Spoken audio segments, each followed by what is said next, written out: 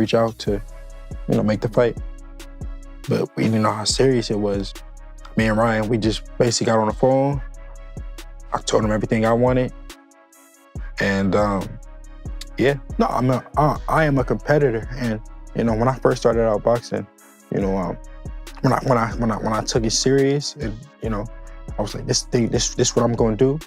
I wanted to be, I said, I'm going to be great in the sport. I'm going to be the best. I'm not in here to be, just a competitor. I'm not in here to be just one of the other guys. No, I want to be the best. I want to be the guy.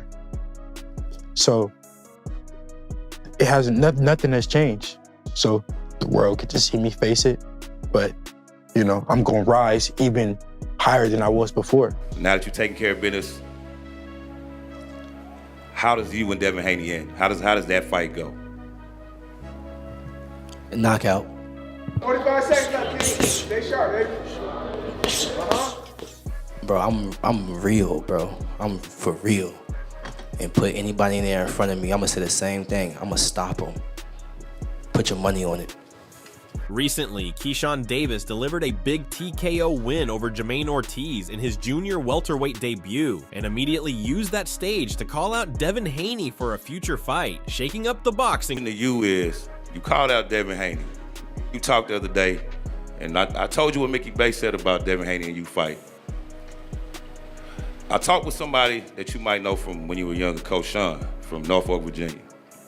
He told me, when it come to fighting, Keyshawn Davis is just a mean little dude. Like, you can come, you want to box and do all that. He love to fight.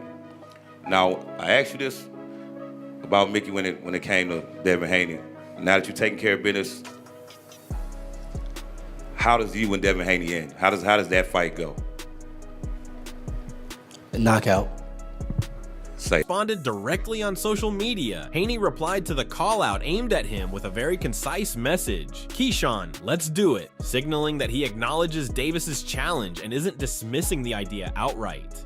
Keyshawn Davis fired back confidently, saying he'd beat Haney by knockout if they faced off, and insists he's ready for top-level competition. Devin said, let's do it. I know he's dealing with some legal issues. I don't know what happened. He said he had to turn himself in, but I believe he tweeted like, Keyshawn, let's do it. He said that? Yeah, but he tweeted like something like that. Yeah. Well, Bill was in my DMs. We already was talking about it, honestly, before he even hit the media. So I know it's going to happen in 2022. And you're good going straight to Devin in your first fight at 47? If it make money, insists he'll fight anybody and isn't afraid of big names, saying he's for real and will stop whoever's put in front of him as he chases elite opponents like Devin Haney, Lewis Crocker, and Dalton Smith to prove himself at the highest. You set your targets publicly on Devin Haney, #1 welterweight by ring, most estimations right now, champion.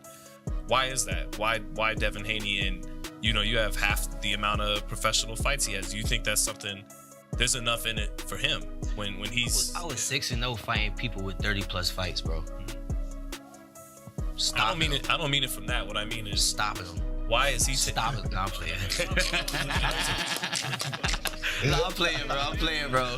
Nah, why Devin Haney, bro? Honestly, because he's a star. He's a superstar. You asking that question, I felt like that's what it was. Go ahead. Yeah, like at the end of the day, I'm ready to fight anybody. So I'm going for this. This blasted Devin Haney, saying that although Haney moved up in weight since 135 pounds, he still doesn't hit hard and lacks knockout power, claiming he'd be able to stop him and that Haney hasn't shown real punching strength at higher weight.